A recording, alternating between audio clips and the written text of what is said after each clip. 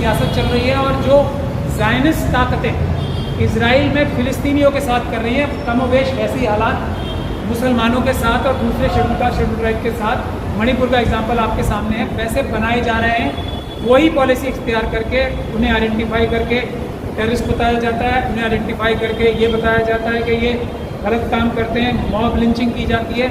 ये सब कारनामे जो हो रहे हैं ये उसी तरीके के हैं जो फ़िलिस्तीन में ज़ायनिस्ट ताकतें मुसलमानों के साथ। तो क्या कोई रास्ता निकल सकता है? उस रास्ते के लिए मुस्लिम महापंचायत बुलाई गई है। मैंने सब लोगों को रुजू किया, लेकिन हज़रत सल्लल्लाहु अलैहि वसल्लम के बहादुरी के रास्ते पे चलने से शायद अभी लोगों में, आवाम में नहीं, कुछ थोड़ी गुरेज कर रहे हैं। तो हम दो लोगों ने ये शुरुआत की है, जिसमें है तो ये मुस्लिम महापंचायत, लेकिन इसमें सभी मजलूमों की आवाज़ उठाई जाएगी, बिलखुसूस शेड्यूल कास्ट शेड्यूल ट्राइब की और दूसरी माइनॉरिटीज़ की, ओबीसी की भी उठाई जाएगी। हमें परमिशन मिली, हमने परमिशन अप्लाई की, बाकायदा बहुत लंबी एक तकलीफ़ों के बाद परमिशन मिली। लेकिन हमको 15 तारीख को फ़ोन ये आता है कि आपको सरकार पूरी, और ये बहुत ध्यान से सुनने की बात है, सरकार पूरी मदद करेगी आपकी मुस्लिम महापंचायत कामयाब कराने में। टीवी पे भी आओगे, सब जगह आओगे, लेकिन शर्त यह है कि आप सिर्फ मुसलमानों की आवाज़ उठाओगे।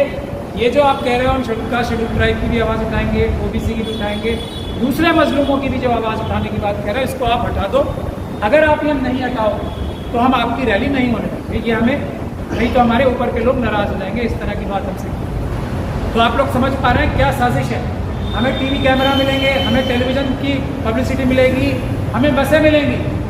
अगर हम मुस्लिम महापंचायत में, ऑल इंडिया मुस्लिम महापंचायत में सिर्फ और सिर्फ मुसलमानों की आवाज़ सबकी उठाएंगे तो नहीं करने दी जाएगी। ये साजिश और ये जहर आप लोगों की समझ में आना चाहिए। लेकिन हमने उसके लिए कोर्ट में अप्लाई किया। कल मुझे पूरी उम्मीद है कि इंशाल्लाह परमिशन मिल जाएगी और सरकार के ऊपर एक जो आरएसएस और बीजेपी की ताकतें हैं, उनके ऊपर एक जो मुल्क को तकसीम करने की ताकत है, उनके ऊपर शायद कोर्ट एक तमाचा भी नहीं।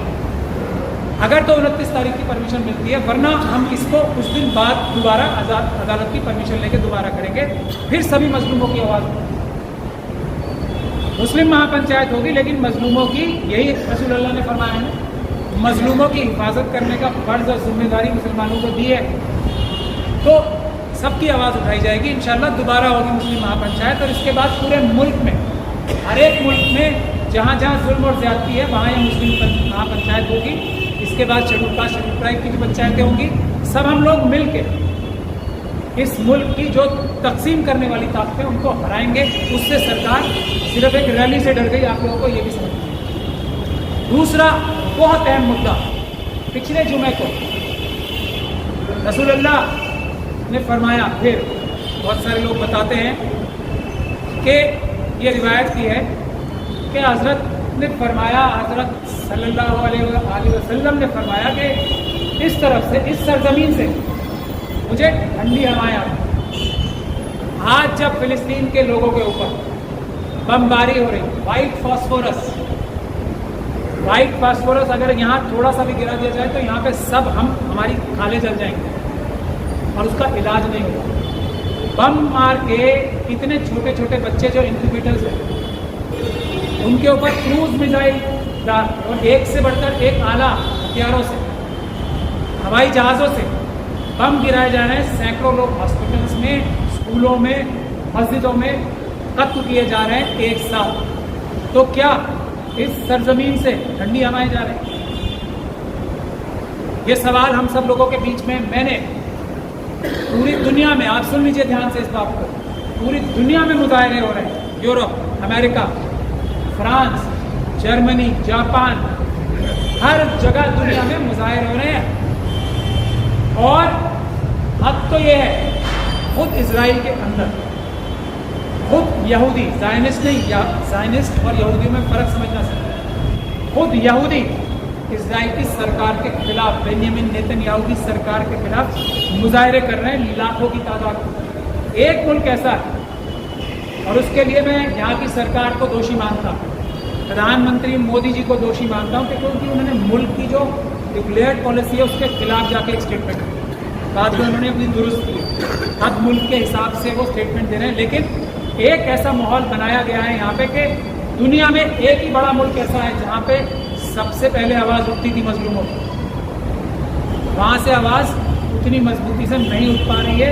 छोटी छोटी जगहों पे छोटे छोटे मुजाहरे हो रहे हैं, जिसको ये आरएसएस की जो ज़ायनिस्ट ताकतों के साथ मिल के काम कर रही है सख्ती से दबाया जा रहा है। उसके लिए बहुत दुखी मन से मैंने पिछले जुम्मे को यहाँ आने का ऐलान किया, लेकिन कुछ लोगों की साजिश से जो ना खुद कर रहे हैं, जो ना कर रहे हैं ना करने देंगे, मुझे अरेस्ट किया पुलिस ने, आप सब लोगों को पता है, पिछले जुम्मे को। लेकिन ये आवाज़ फ़िलिस्तीन के मजलूमों की, इससे पहले कि मैं अगले जुम्मे का मैं एक और मस्जिद में गया था, 3 मस्जिदों में 4 मस्जिदों में जा चुका।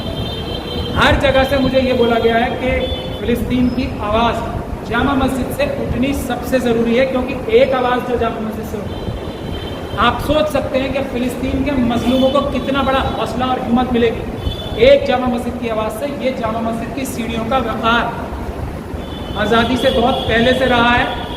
हमारे बुज़ुर्गों ने यहाँ खून की नदियाँ अपनी बहाई हैं इस मुल्क की हिफाजत के लिए और मजलूमों की हिफाजत के लिए। मौलाना आज़ाद ने इसी सीढ़ियों से इस मुल्क को सिमत दी थी, इन्हीं सीढ़ियों से। क्या वो सीढ़ियाँ सूनी रहेंगी या फ़िलिस्तीन के मजलूमों के लिए आवाज़ उठाएंगी? सबसे पहले मैं इस जो सब मजमा है उससे भी मैं मशवरा करना चाहता हूँ कि क्या हमें ये आवाज़ उठानी चाहिए या नहीं उठानी चाहिए। अल्हम्दुलिल्लाह यही रिस्पॉन्स हर जगह जहाँ मैं जा रहा हूँ आया, तो दुनिया इधर की उधर हो जाए। अगले जुमे को फिर इंशाअल्लाह मैं जाऊँगा। अगर मुझे अरेस्ट भी किया जाता, मैं आप तो एक सब लोगों से गुजारिश करता हूँ, ये जुमे को नमाज सब जामा मस्जिद पढ़ेंगे। और मैं कोई भी काम, मैं आपको ये फिर बताना चाहता हूँ, आईनी यानी कि संविधान के खिलाफ जाके नहीं करता। 1 सेंटीमीटर भी संविधान के खिलाफ जाके मैं कोई काम नहीं करता, कोई गैर कानूनी काम नहीं करता, और कोई भी तशद्दुद वाला काम मैं नहीं करता और ना करने देता हूँ। हमारे देश की पॉलिसी डिक्लेयर करने जामा मस्जिद सबसे अच्छी जगह है। हमारे देश की पॉलिसी आज से नहीं, आज़ादी के बाद से और आज़ादी के पहले से ये है कि हम फ़िलिस्तीन की आज़ादी के लिए, फ़िलिस्तीन के मजलूमों के लिए भारत देश खड़ा है, मुसलमान नहीं, भारत देश खड़ा है। ये हमारे मुल्क की पॉलिसी है। ये डिक्लेयर करने हम आ जाएंगे, सिर्फ 10 मिनट का प्रोटेस्ट होगा, लेकिन ये आवाज़ जामा मस्जिद से बुलंद होगी इस जुमे को भी। अगर जो ताकतें अपने ज़ाती मफाद के लिए, पिछली बार जिन्होंने मुझे अरेस्ट कराया था, वरना मैं पुलिस के साथ रहा, पुलिस मुझे ज़बरदस्ती उठा के लेके गई थी, उनसे बातचीत में मुझे पता लगा है कैसे क्या हुआ। अगर वो ताकतें दोबारा मुझे अरेस्ट कराती, मैं आप लोगों से गुजारिश करता हूँ, छोटा सा ही सही, लेकिन जामा मस्जिद की सीढ़ियों से इस बार मुजाहरा होना चाहिए, छोटा ही सही, पीसफुल होना चाहिए। और इंशाल्लाह मुझे पूरी उम्मीद है कि इस बार मुझे जाने से नहीं रोका जाएगा, क्योंकि वो लोग बेनकाब हो चुके हैं पूरी दुनिया के सामने। जिन लोगों ने मुझे अरेस्ट कराया था पिछली बार, पुलिस ने खुद ने किया था। हाँ, आरएसएस की ताकतें चाहती थी नहीं हो,